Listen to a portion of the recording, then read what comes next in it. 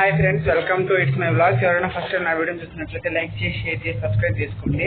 విషయం ఏంటంటే టికెట్ తీసుకున్నా, ఇంటికి వచ్చిన కువైట్కి ఎప్పుడు వచ్చినానో ఎప్పుడు పోయినాను కూడా అర్థం కాకుండా అయిపోయింది. 2 ఏళ్ళు పూర్తి అయిపోయింది. ఏప్రిల్ 7వ తేదీకి కరెక్ట్గా 2 ఏళ్ళు పూర్తి అయింది. 2022లో వచ్చాను నేను.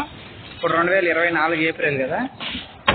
అడిగినారు ఎప్పుడు పోతావని. నేను అంటే మధ్యలో పంపిరు, స్కూళ్ళు ఉంటాయి కాబట్టి, పనులు ఉంటాయి కాబట్టి మధ్యలో అయితే పంపిరు. ఎప్పుడైతే స్కూల్ సెలవులు ఇస్తారో అప్పుడు పంపిస్తారు. జూన్లో సెలవులు ఇస్తారు కదా తెలుకో. మనకు జూన్లో స్కూల్ తెలిస్తే ఇక్కడ స్కూల్లో సెలవులు ఇస్తారు. అప్పుడు వీళ్ళు కూడా ఉండరు, విదేశాలకు పోతారు. మా ఇంట్లో అందరూ మా పని వాళ్ళతో అందరూ వెళ్ళిపోతారు. పని చేసే వాళ్ళు మాత్రమే ఉంటాము జూన్ నుంచి ఆగస్ట్ లాస్ట్ వరకు.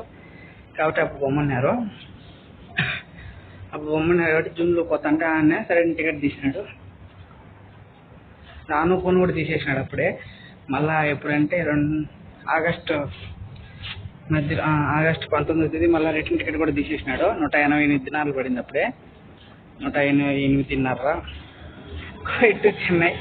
నేను వచ్చేటప్పుడు బెంగళూరు నుంచి కువైట్కి వచ్చిన. Dubai to Kuwait. ఇప్పుడు డైరెక్ట్ ఫ్లైట్, రెండోసారి ఫ్లైట్ ఎక్కడం.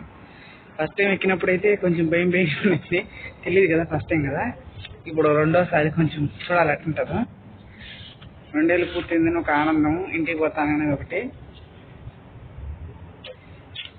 చాలా ఉంటాయి కదా, ఈ ఇంటిని మిస్ అవుతాము, అమ్మ అందరిని మిస్ అవుతాం కదా, ఎంత దూరం వచ్చి వాళ్ళందరినీ చూసుకుంటామని ఒక ఆశ 2 సంవత్సరాల తర్వాత. ఫైనల్లీ ఇంటికి పోయే టైం అయితే వచ్చేసింది. కానీ వచ్చిన కొత్తలో అయితే నాకైతే ఒక వారం అంటున్నా, ఒక నెల 2 నెలలు బాగుంటుంది. మళ్ళీ ఇప్పుడు ఇంటికి వెళ్ళిపోదామా అనిపించింది. ఇంకా మళ్ళీ అలవాటు అయిపోయింది. ఇంకా అలవాటు చేసుకోవాలి ఖచ్చితంగా. ఇంటి మీద గాలి మళ్ళినప్పుడు ఇంటికి పోవాలనిపిస్తుంది. కానీ క్షణికావేశం నిర్ణయాలు తీసుకోకూడదు కదా, మనం ఇబ్బంది పడతాము. కాబట్టి అలవాటు చేసుకోవాలా. దూరం వచ్చినాక కష్టమైన ఏమైనా ఉండాలి ఖచ్చితంగా. ఫుడ్ బాగాలేదనో, ఇల్లు బాగాలేదనో పోతే ఇంకంతే. వాళ్ళకి మళ్ళీ డబ్బులు కట్టియాలా.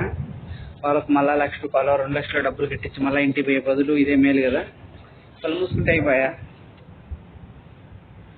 అలవాటు చేసుకోవాలి కదా ఖచ్చితంగా. కొన్ని కావాలంటే కొన్ని వదులుకోవాలి లైఫ్లో. ఎవరి లైఫ్ ఎప్పుడు ఒకేలా ఉండదు. కొన్ని హెచ్చుతగ్గులన్నీ ఉంటాయి కదా ఖచ్చితంగా. అవన్నీ పోతూ ఉంటాయి, వస్తూ ఉంటాయి. అన్నీ పట్టించుకోకూడదు. ఏదేమైనా మొత్తానికి ఇంటికి పోతున్నా. Thanks for watching. Please do subscribe my channel.